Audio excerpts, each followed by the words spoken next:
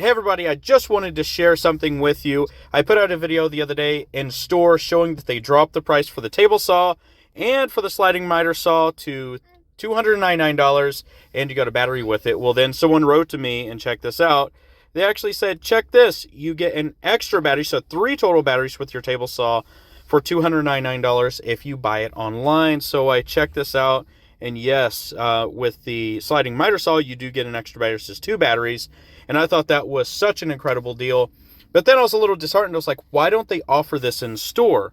So, we want to support locally, but you weren't able to at that point. But I was still excited that they dropped it in stores to $299.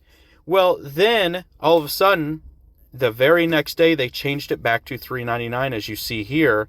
And if we scroll down, look at this.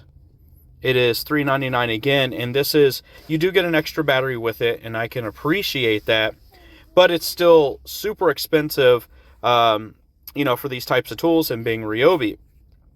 So then, fear not, you can go right down to the tool only, and it's $289, but that's still a far cry away from getting the 3 extra batteries for $10 more. I was a little disheartened with seeing that Home Depot did a great price.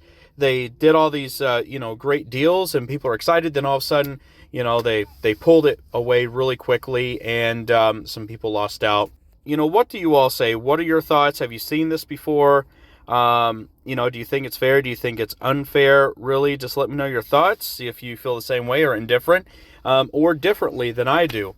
As always, thanks everybody for watching. I really appreciate it, and we'll see you in the next video. Take care.